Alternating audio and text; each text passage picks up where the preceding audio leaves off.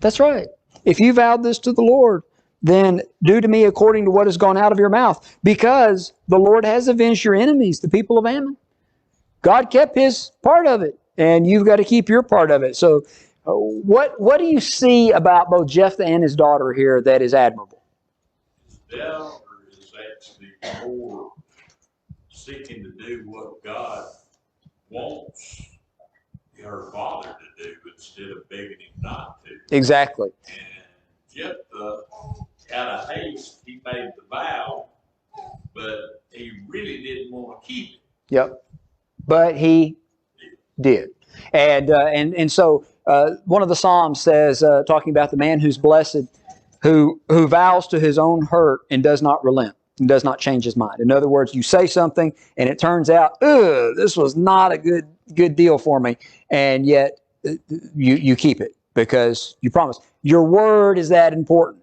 And so this idea of keeping your word is significant. And that's the reason why we would talk about not making rash vows, not saying things hastily. Jesus would say, by every word that proceeds out of your mouth, you will be judged. And when Jesus would talk about don't swear, just say yes or no. In other words, let your word. You don't have to go through an elaborate ceremony to make sure something's promised. You just speak the truth and keep your word on that. All right. So she said to her father, let this thing be done for me. She has a request here. Keep your vow, but let me alone for 2 months that I may go and wander in the mountains and bewail what? My virginity. Now, if she's about to be put to death, you wouldn't think that she would just say, let me be sad that I'm never going to have relations with a man. I mean, that's possible that she could be that upset about that. And Mike, after class, brought up the point I thought was good too. He said, if I was about to die, what would I like to do with the last 2 months of my life? Spend it by myself and my close friends out in the wilderness, or with my family? And so, again, it seems that she's going with her friends who will go off to have normal lives. She will not. And so for 2 months, they go out and they bewail her virginity on the mountains. And so at the end of the 2 months, she returned. And verse 39 doesn't help us with clarity on this. It just says that he carried out the vow which he had vowed. But it does say she knew no man, and it became a custom in Israel that the daughters of Israel went out for 4 days each year to lament the daughter of Jephthah. We keep coming back to this idea that she was a virgin, she knew no man, she lamented her virginity. It seems that what's under consideration here is the vow was she will not have a normal life, and getting married and having children, she'll be devoted to the Lord, more so than a burnt offering. So that's hotly debated. There are other people who would give the other side of that. And to that, I would say, you know what? It's the days of the judges. People were doing things that were right in their own eyes and not always following the Lord's instruction. Maybe Jephthah was mistaken in his understanding of this, and he did offer it as a burnt offering. I think that's a possibility. But I think the evidence would probably point more to he devoted her to the Lord in the service of the tabernacle. So I have one question about that, and I'm not making an argument here, but I do have a question. We had this all settled, and now this guy comes back. No, go ahead. So in verse 40, that was what tripped me up when I was studying this, because I was like, if he didn't go through with it, well then why would the daughters of Israel kept coming back to lament for her? So what you're saying is that they might have went each year to where she was. Okay, that makes a lot more sense. That's my thinking. That each year they would go to the tabernacle, is probably where she was ministering, and they would lament for 4 days each. Right. And so, yeah, that's my understanding. I don't know that this became maybe you brought it up after class, or maybe during class last time, maybe not. I don't know. But somebody brought up the fact that this didn't seem to be a custom that continued on throughout Israelite history, like the Hanukkah, where the worship in the temple was restored. That continues on to this day. This one, we don't read about this custom anymore. So I take it that probably this took place during her lifetime, that while she was alive, they would go and lament her each year there at the tabernacle. But I don't know. We're not given a whole lot of detail there. I don't think the significance necessarily is us understanding that, or hopefully more details would be given. But I think the significance is here is a man who trusted in the Lord for his battle. The Lord granted him the battle, and he responded in loyalty to the vow that he made. And I'll say, even if we're wrong and that it was a human sacrifice, I think the point that the writer of the book of Judges is trying to make is, here's a guy, whether he had all the facts straight or not, he acted upon faith in that. That's the reason why he's in Hebrews chapter 11, that by faith they overcame and did these great things. Jephthah did act in faith, and he trusted in the Lord for the battle. The Lord gave him the battle. Anything else about Jephthah's daughter that you want to mention? Absolutely. She's the hero in this story to me as much as Jephthah is, if not more. Yeah. Great. Okay, so chapter 12. Chapter 12, we get into another one of these, people are doing what's right in their own eyes, and here we have this victory from the Lord, and now internal squabble. And I'll let you start us off on chapter 12. So, if we go back a couple of judges, we remember we talked about the Ephraimites. What was mentioned during the days of Gilead about the Ephraimites? Do y'all remember that? What did they do when Gideon was fighting the Midianites? It's a lot of ites here, but when Gideon was fighting the Midianites, what did the Ephraimites, what do we remember about them and their attitude toward that? Yeah, they went to him and they wanted to know why he didn't call on them to come and help them fight the Midianites as they were chasing them out of the mountains.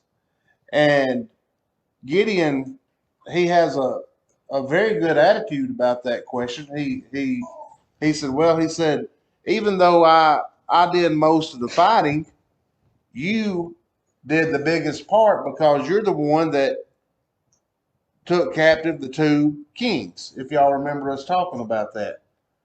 Well, we see the Ephraimites come up here again in chapter 12.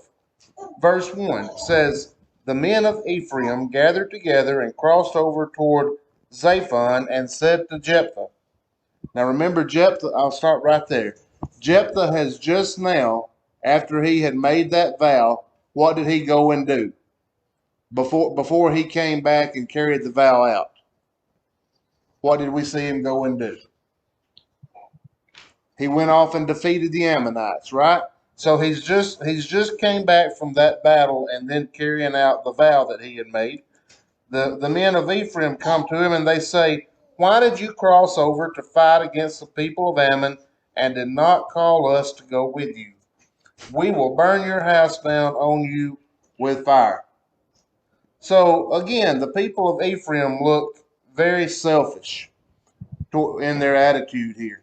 Why do you think they would be selfish?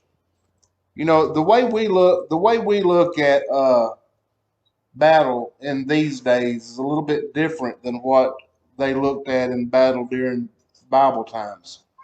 Because when they would go off into battle, what would they get to collect? All the stuff that the other people had. Yeah, all the wealth that the other people had. Well, the people of Ephraim, apparently, this would probably be a reason that they were upset that they weren't allowed to called upon to go and fight the Ammonites, is because they didn't get any of the spoils.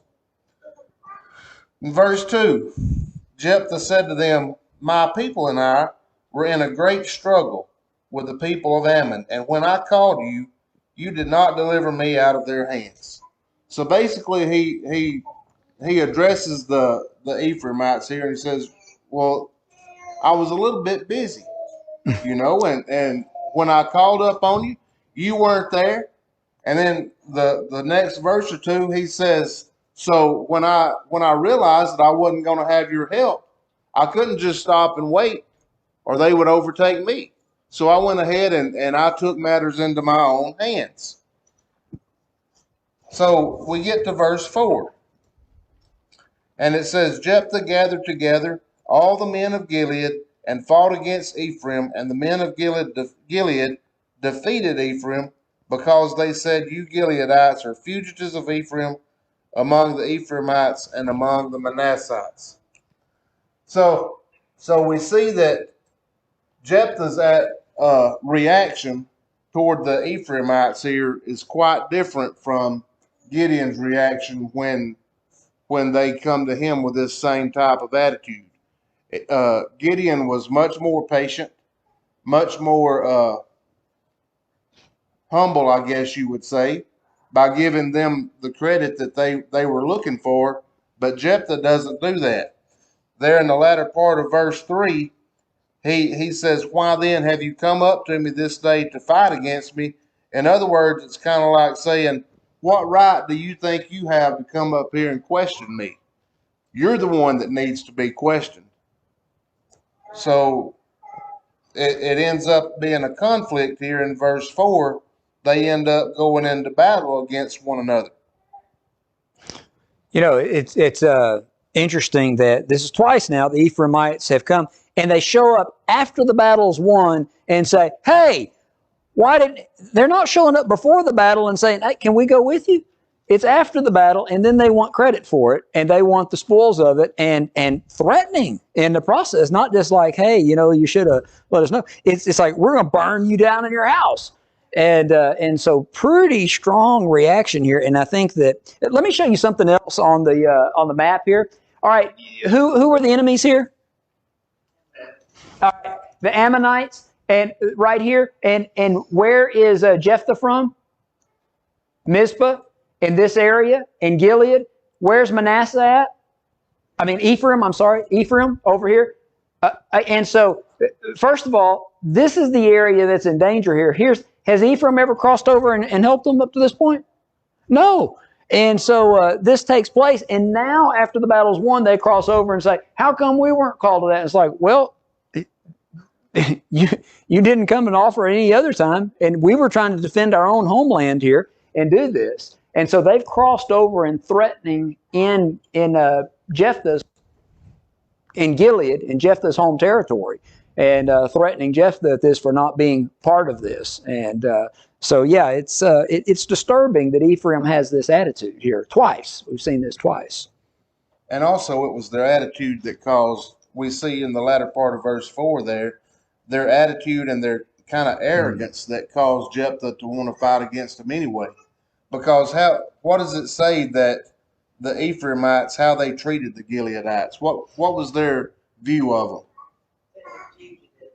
Yeah, they viewed them as fugitives. They didn't have any part in them. So Jephthah's like, well, if you want to view us that way, then we'll just fight it out, basically is what he said. So, verse 5, the Gileadites seized the fords of the Jordan before the Ephraimites arrived. So they beat the Ephraimites back home, basically, is what they do here. And when any Ephraimite who escaped said, let me cross over, the men of Gilead, that's the men that had went around and beat the Ephraimites back to their home, they would say to them, as they came back, are you an Ephraimite? And if they would say no, then they would say to him, then say Shibboleth. And he would say Sibboleth. So the people that were an Ephraimite, and I'm going to mention this and I'm sure Lonnie has a better knowledge of this than I do, and I'll let him comment on it. But if you were an Ephraimite, the way that you said this word would be different pronunciation than the word than the way somebody else would say it. Other people would say Shibboleth, and the Ephraimites would say Sibboleth. How does somebody from Ohio say creek? Crick. Yeah. So, we know somebody from up north says, that different, North Carolina, home. I can't even say it now. Home. And so we know that we'll start to pick up on that. Oh, they say that differently. Well, even in Israel, even though there's not much space there, there's enough geographical difference and enough separation that they pronounce words differently. And you may not have finished your point, so I'll let you finish your point then. No, I was just going to finish the verse out and then kind Go of hand ahead. it to you there. Okay, I'm sorry. No, you're fine. And it says, so if they pronounced it like an Ephraimite would, Sibboleth, then they would take him and kill him. And in that manner, there were 42,000 Ephraimites killed there at the Jordan as they returned back to Ephraim. And then verse 7, Jephthah tells us the end of Jephthah's life. He judged Israel 6 years, and Jephthah the Gileadite died and was buried in among the cities of Gilead. Now, I will mention this before we get into the next section, and then I'll let anybody else make a comment or question. During this 6 years that Jephthah is judging, I think as we go forward from here, we are going to see that this time period is going to overlap. We've mentioned this before, but it's going to overlap with the judgment period of these next few judges, even all the way through Samson. I think it's possible that while Samson was fighting the Philistines, that this could have been during some of the same time period that Jephthah was fighting the Ammonites. Because if you remember, when we first introduced Jephthah, you had the Ammonites oppressing Israel from one side, and then who was oppressing them from the other? The Philistines. So some of these judges are going to be overlapping here as far as the time period goes. So Jephthah has now died, and it's time for the next judge. Anybody have any comments, questions through verse 7? Well, this is just a prime example of the other group actually coming at the fact wanting the goods, what was filtered from the ones they attacked. Same thing today. You'll actually have people when there's actually, I don't know, like hurricanes, tornadoes, people come in and actually help them. And after all the work's done, you'll have a group of people who'll come in and say, can we help? But everything's done, but I mean, it's been months that they could have come and helped. They just want to have their name recognized in the papers and stuff, not to help the people, but just for notoriety, just like they was actually wanting the goods, but they didn't actually want to go and actually do any work on helping the fight. So with that in mind, I want you to think about, these are God's people. These are God's people driving out his enemies. And here's how God's people are acting. And so going along with what Steve says, think about when God's people act like this. And they want credit in name, but they don't want to do the work. They don't want to roll up their sleeves and do the Lord's work, but they want to be credited with it. It doesn't work well, does it? When we look at the snapshot of the period of the judges, when people are doing what's right in their own eyes, it's ugly. And here's one example of the ugliness of it. You have this bad attitude of the Ephraimites, and then you have Israel in a civil war, basically, between the Gileadites and the Ephraimites. And what's the end result of that civil war as far as casualties? 42,000 men died of Ephraim. Do you know how many we lost in the Korean War? The United States lost in the Korean War 35,500. More than we lost in the Korean War died in this battle. This is the type of carnage that's taking place when every man's doing what's right in their own eyes among God's people. And I can't help but think that there's got to be parallels in the church when brethren are looking for glory for themselves and fighting among themselves because of bad attitudes. The destruction has to be just as great. It has to be just as great. So that's huge to me on that, to look at that. And I think that number is given there, and that should shock us. I think that's just slightly less than we lost in Vietnam. And all of one tribe here. So it's amazing. Now, you notice that they were crossing at the fords of the Jordan, and they would ask him, are you an Ephraimite? And what did the Ephraimites what was their common answer to that question? No. Why would they lie about it? Yeah, because no, it's going to cost me my life if I say yes. And so the trick question is say Shibboleth. What does Shibboleth mean? Does anybody have a footnote there? Stream or flood. Yes. So it's speculated that rather than just saying, all right, say this word, we're going to test you with this word, probably what they were doing was getting them to say, do you want to cross this stream? Tell us you want to cross this stream. So they weren't putting the word out there like, we want to see if you can say this. They would just get them to say it, and if they just said it wrong, they would, all right, now we know. You gave it away. And so that became the test on that. But that's interesting, isn't it? So I used the example creek and or creek and same idea, a stream. And yet we say it differently. They said it differently. And it cost 42,000 Ephraimites' lives. Any other thoughts through Jephthah? All right. Now we're going to get some that we know almost nothing about. We've just given a few details here, and I'm interested in what your thoughts, what ideas you have from the details we're given.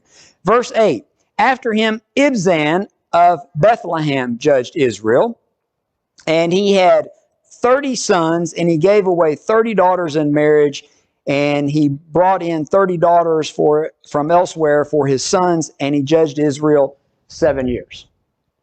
How did we get back on this? Let's get through this. I'm sorry. Ibzan, 30 sons, gave away 30 daughters, brought in 30 daughter-in-laws, judged Israel for 7 years. Where's he from? All right. What do you know about it? What stands out to you from these details? Anything? He's very rich? Yes. Yeah, what? I don't know. I don't know if that's Canaanite women. I assumed it to be other Israelite women, but that'd be a very good point. I haven't thought about that. What else? Somebody else saying something? Bunch of kids. A bunch of kids. His wife had a lot of babies, didn't she? I probably had more than one. That's probably right. I think we're kind of seeing that here. So here we have someone that has a lot of power and influence, we would assume, just from the number of children that he has here that he's able to obtain. We assume that he probably has a number of wives. Judged 7 years. From Bethlehem, some significant characters from Bethlehem. This is probably the first one that we have that's a significant character from Bethlehem. In the future, who else are we going to have that's significant from Bethlehem? David and Jesus, yeah. And so those are probably the three characters that we have in the Bible that are from there that are of most significance. Anything else you have about Ibzan? I think that could be a hint there that he was judging during the time of that Jephthah was judging too. Yes. Because with all that was going on up around the northern part where Jephthah was, he was fighting the Ammonites. Well, who would be closer to Bethlehem where Ibzan would be? The Philistines would be closer there. So this might be a slight hint that they were judging at the same time. That's right. Next, verse 11, we have Elon. And where's he from? Zebulun. All right, so he's from up here in Zebulun, up here.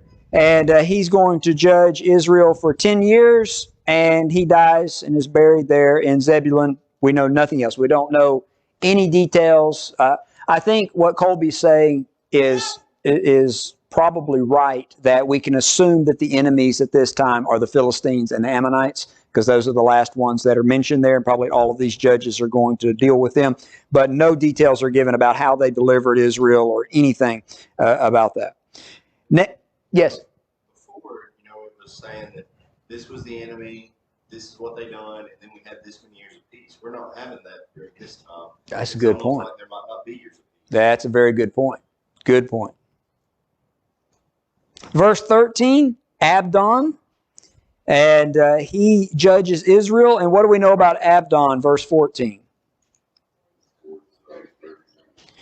Whew, yep. And they rode 70 young donkeys. What is the significance of mentioning that?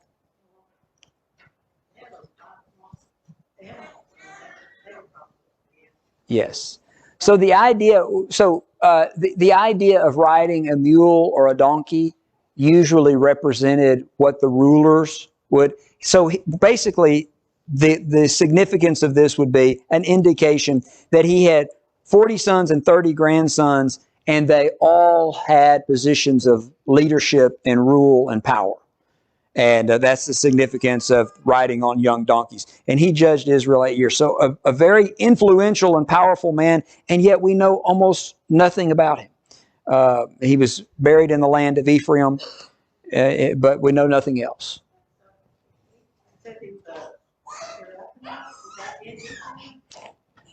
I'm assuming so, but I don't know that location. And so I don't know that we have anything about that. I haven't found anything. I may just be ignorant of it. There may be other references to that I'm just ignorant of, but I don't know anything. But I assume in the land of Ephraim, so I assume that that's the case. Anything else about Ibzan, Elon, or Abdon?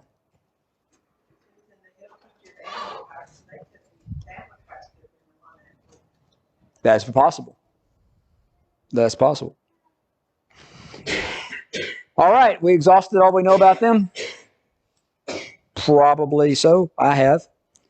So chapter 13. Now we're going to get to one, probably the most famous judge of all, and one that we have more details on. So it's interesting that we have these very wealthy and powerful men here that no details are given, and then we've got this next guy, and we're going to spend quite a bit of time looking at him.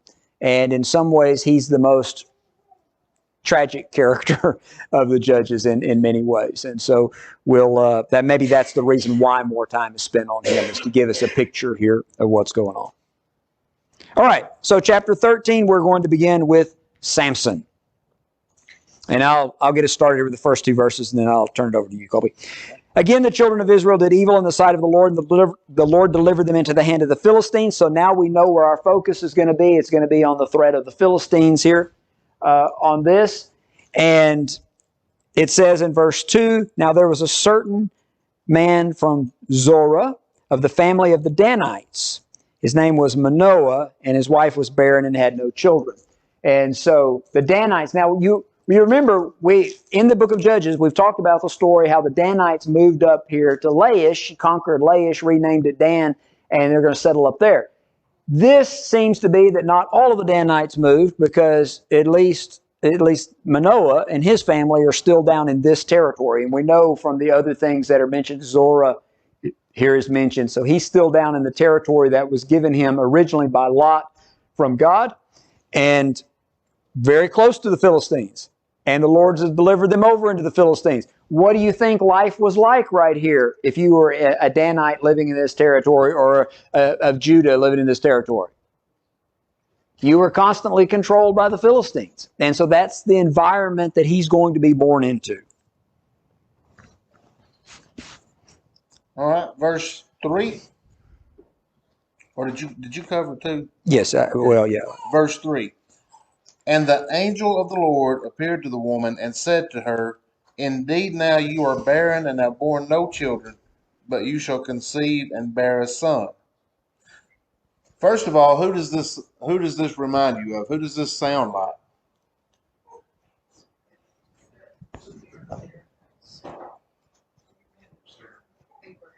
Okay. And it also reminds me of when the angel appeared to Mary. Some of the language there. When it doesn't say here an angel of the Lord, does it? It says the angel of the Lord. So what does that indicate? It's God. This is God himself that has appeared to this woman and told her that she is barren and has borne no children, but she is going to have a son. And verse 4 is going to give some details about this son. He says, now therefore please be careful not to drink wine or similar drink, and do not eat anything unclean. For behold, you shall conceive and bear a son, and no razor shall come upon his head, For the child shall be a Nazarite to God from the womb, and he shall begin to deliver Israel out of the hand of the Philistines. All right, what do we call this? We call this taking a what, or having a what? Nazarite vow. Now we've gone through this enough times. I want some of you to describe this vow to us. What are some of the things that they have to do and stay away from? All right, their hair. They can't take a razor to their head.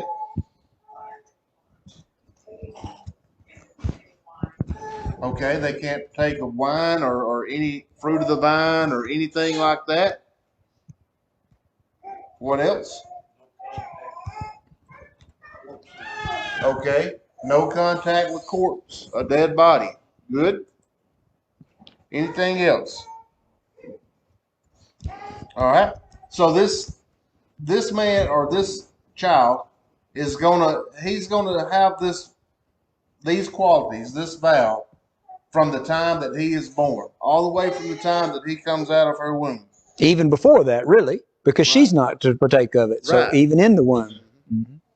So, if I studied it right, there are a lot of people in Israel that are Nazarites, but it's going to be different than what Samson is going to be, and we're going to see that here in just a minute. Because normally you take a Nazarite vow for a few months, Yeah, or maybe even a year or two, but it would not be lifelong. Can you think of anybody else that we know of in the Bible that was a lifelong Nazarite? Not that it's been recorded, but it don't mean that it didn't happen. I think we know of one. Who? New Testament. I think His- it's John the Baptist. His mother was also barren. John the Baptist. Yeah, John the Baptist. And some say that Jesus. no, I don't think Jesus. I'm going to leave it alone because I'm thinking I may be getting confused on that. So I'm going to wait. It didn't say what. That's who I'm thinking of, is Samuel. But I'm not sure of that. I don't want to speak it. Yeah. So Paul took a Nazarite vow at one time, it seems, and because he had cut his hair, and the only one that we know of that talks about cutting your hair and having to go to Jerusalem afterwards would be the Nazarite vow. So it seems that Paul has, but that was definitely for a short period of time. The only lifelong Nazarite that I'm confident of is John the Baptist. On that, which is interesting because there are some similarities here besides just that. What was Samson going to begin to do? Yes. What was John going to begin to do? Prepare the way for Jesus, who would deliver us from our oppression and bondage. And so it's kind of that introductory process to the deliverance that God would bring. So, I got a question, quick question. The not touching a dead corpse was brought up, but it's not mentioned here. And also, him being a judge, he's gonna handle some dead corpses.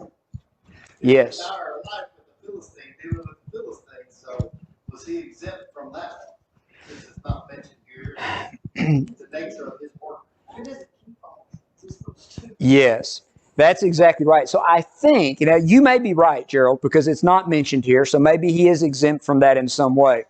But it seems like the lion, the story of the lion, doesn't just seem to be told to us because he was really strong and he was able to kill a lion with his bare hands. That may be part of it. But then it specifically tells us he goes back to the corpse and takes honey out of the corpse, and that would be a defilement of his Nazarite vow. So we see that he plays pretty fast and loose with the seriousness of this. And I think that's what's under consideration. If you were really serious about your Nazarite vow and being devoted to the Lord, would you take a Philistine wife? No. Would you touch the corpse of a dead lion? No. Would you tell a ungodly woman who has already shown that she would betray you in a heartbeat that, hey, the secret is my hair?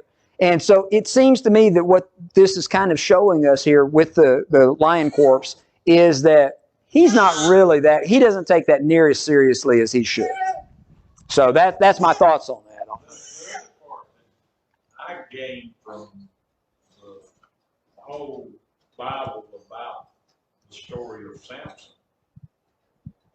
Even though he made those mistakes, I believe that it was in the Jewish law that they could actually, even if you defiled yourself, you could go to the high priest, and after you done whatever was required by the law, you could actually get from actually touching the dead body, actually being brought back into the fold that you done it right.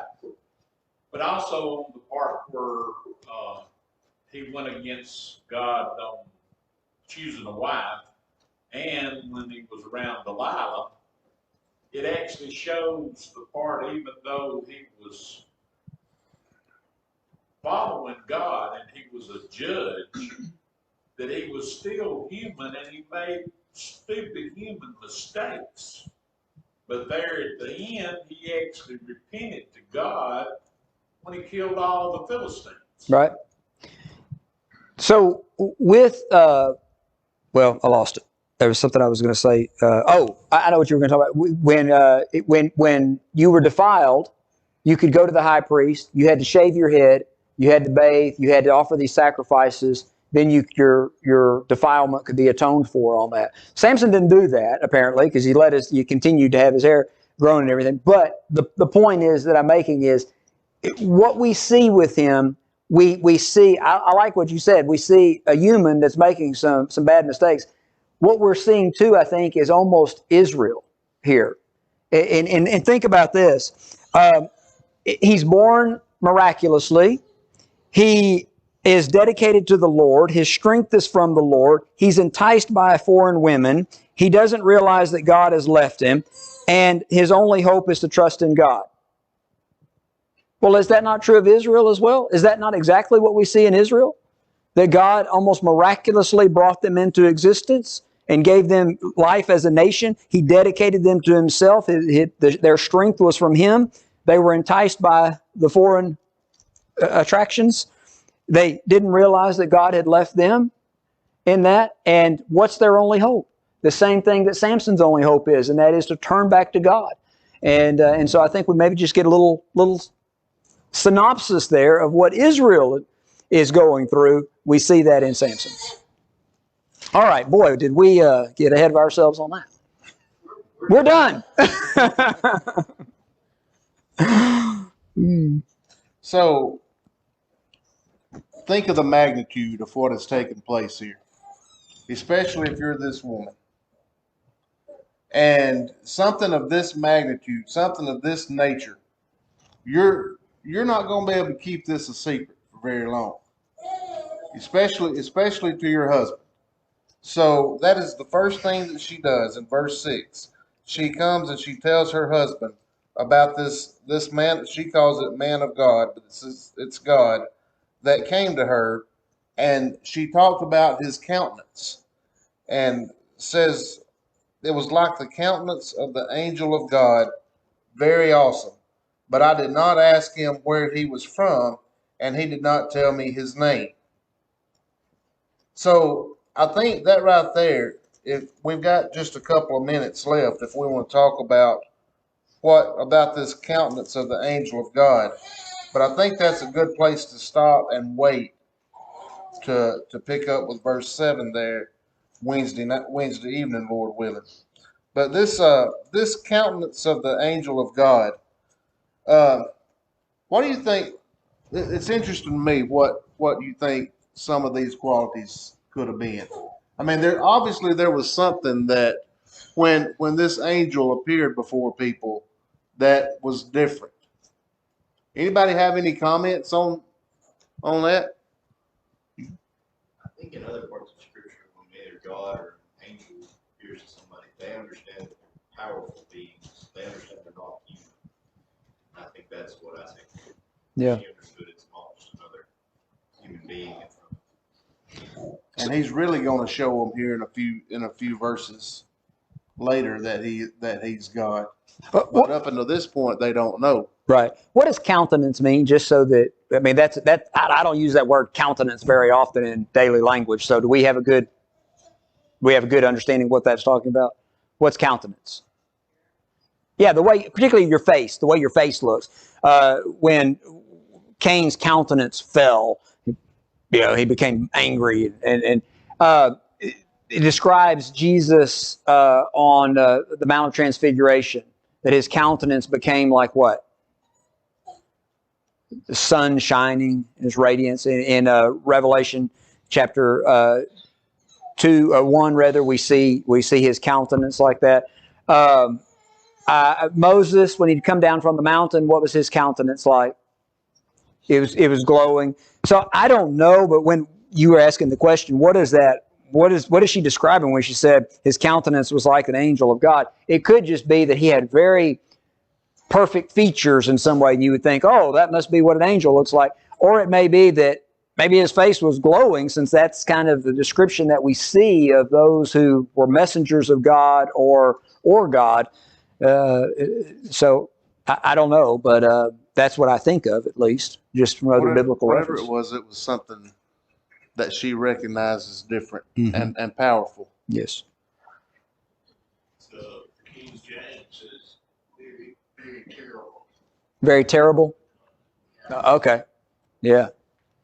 Which gives you the idea that it was so powerful that it was frightening to be around. Whatever. All right. Good. All right, we'll pick up there Wednesday night, verse 7. Thanks for watching. If you found this video to be beneficial, please follow us on Facebook or subscribe to our YouTube channel. Feel free to share it with others that you feel like may benefit from it. If you need to contact us, please contact us via email at quinn.church@yahoo.com. Also, if you're in the area, we would love for you to come visit with us at one of our assemblies. Have a good day.